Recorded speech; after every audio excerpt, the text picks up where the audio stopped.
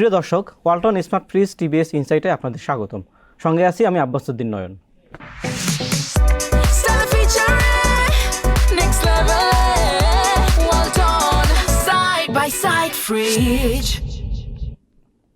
দর্শক, আপনারা জানেন বাংলাদেশ সরকার কিছু ওষুধকে অত্যাবশ্যকীয় ওষুধ ঘোষণা করে স্বল্পমূল্যে মানুষকে দেওয়ার জন্য একটি তালিকা প্রকাশ করে রেখেছে, যেটা সরকার ইমপ্লিমেন্টেশনও করে।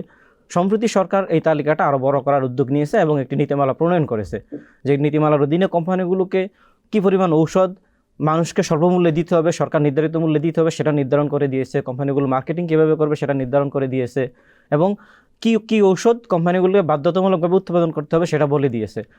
এই নীতিমালাটা নিয়ে আজকে বিজনেস স্ট্যান্ডার্ডে একটি লিড নিউজ প্রকাশিত হয়েছে। লিড নিউজটি করেছেন আমাদের সহকর্মী তাওসিয়া তাজমিম। আমাদের আজকের স্টুডিওতে তাওসিয়া তাজমিম উপস্থিত রয়েছেন। আমরা তাওসিয়া তাজমিমের কাছে বিস্তারিত শুনবো আসলে সরকার যে নীতিমালাটা করেছে সেটার মানুষের কি উপকার হবে, কোম্পানিগুলোর জন্য কি হবে এবং এটার আসলে ভবিষ্যৎ কি। তাওসিয়া তাজমিম, আপনাকে স্বাগতম আমাদের স্টুডিওতে। ধন্যবাদ।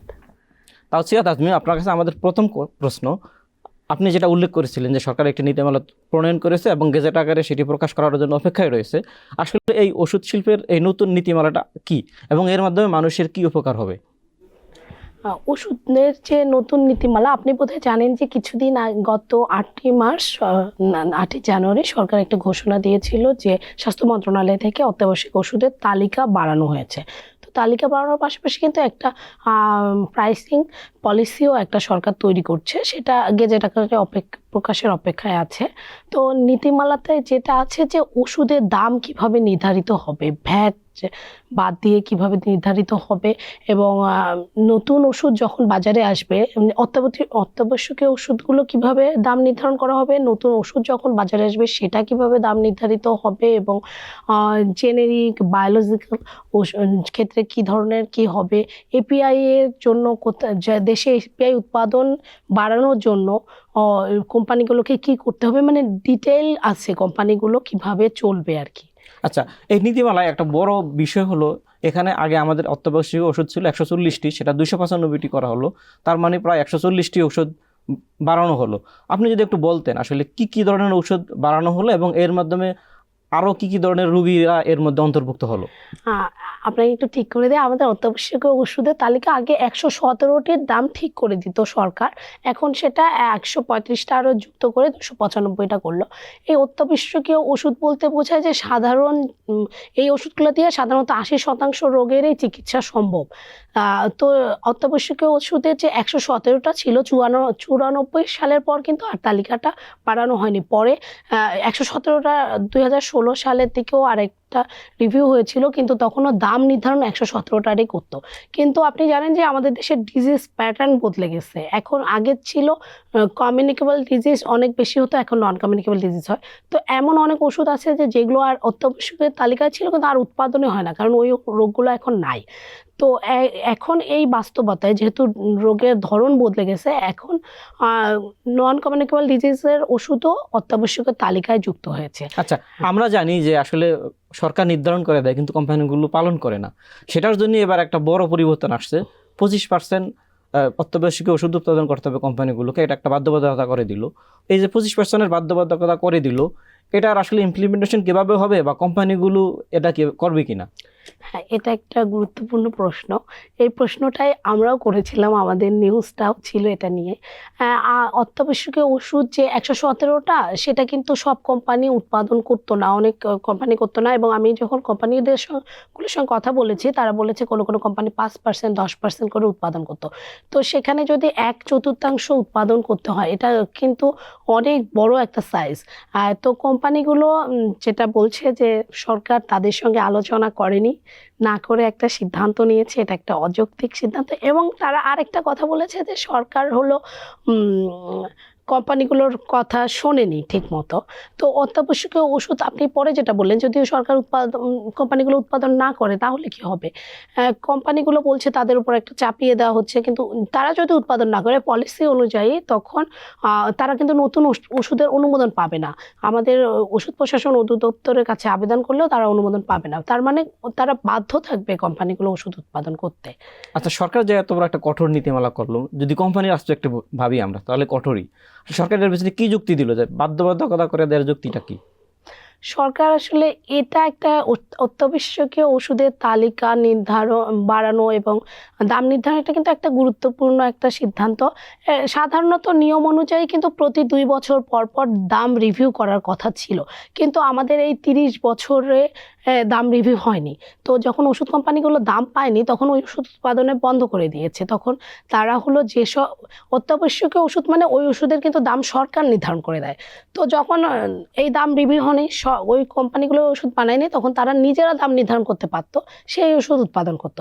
এটাতে কিন্তু খরচ বেড়ে যায় এবং মানে সাধারণ মানুষের খরচ বেড়ে যায়। যে ওষুধের দাম যত সরকার যে 2 টাকা বা 4 টাকা ঠিক করে দেয়, সেটা কিন্তু 10 টাকায় কিনতে হচ্ছে।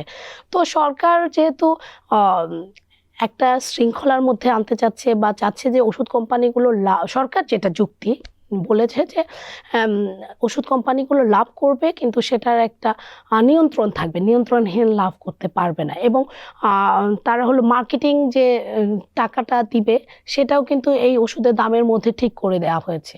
তো তারা অ্যাগ্রেসিভ মার্কেটিং করতে পারবে না।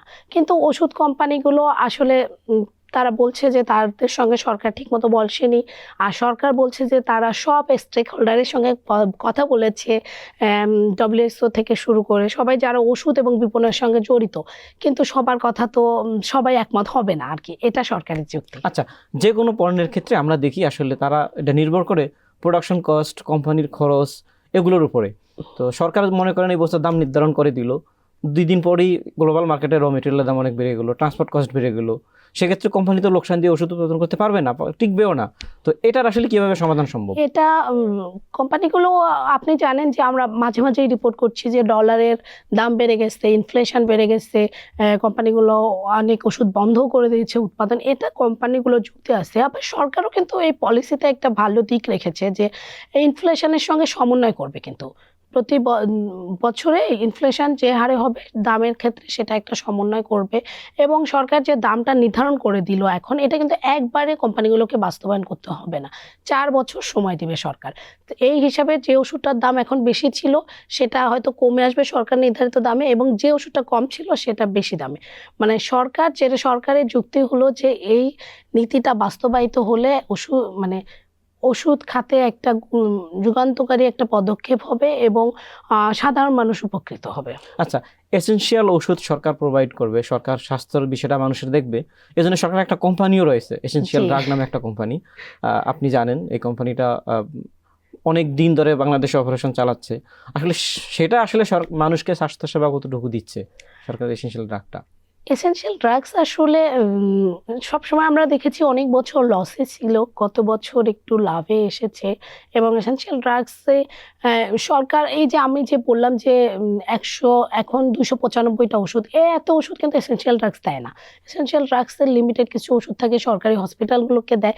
সারা দেশে হয়তো এত মানুষকে এসেনশিয়াল ড্রাগসের মাধ্যমে ওষুধ দেওয়া সম্ভব না। কিন্তু আপনি যে প্রশ্নটা করেছেন, ওষুধ কোম্পানিগুলো সবাই আমাদের এই কথাটাই বলেছে যে সরকার তো চাইলে তার নিজের এসেনশিয়াল ড্রাগসকে আরও সক্ষমতা বাড়াতে পারে, বাড়িয়ে সরকারি এসেনশিয়াল ড্রাগসগুলো সাধারণ মানুষকে সরবরাহ করুক, তাহলে হয়তো কোম্পানির উপর যে বাধ্যবাধকতা এটা কমে যাবে।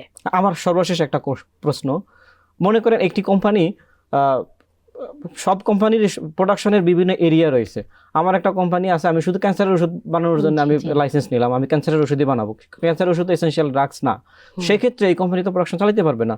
অন্য কোম্পানি শুধু ডায়াবেটিসের ওষুধ বানাবে বা বিশেষত্ব প্রোডাকশন করার প্রক্রিয়া সারা বিশ্বেই রয়েছে, সেক্ষেত্রে এই আইনটা কোনো সমস্যা করবে কিনা? না, সেরকম সমস্যা করবে না। আপনি জানেন যে আমাদের বিকন ফার্মাসিউটিক্যাল ক্যান্সারের ওষুধেই সবচেয়ে বেশি উৎপাদন করে।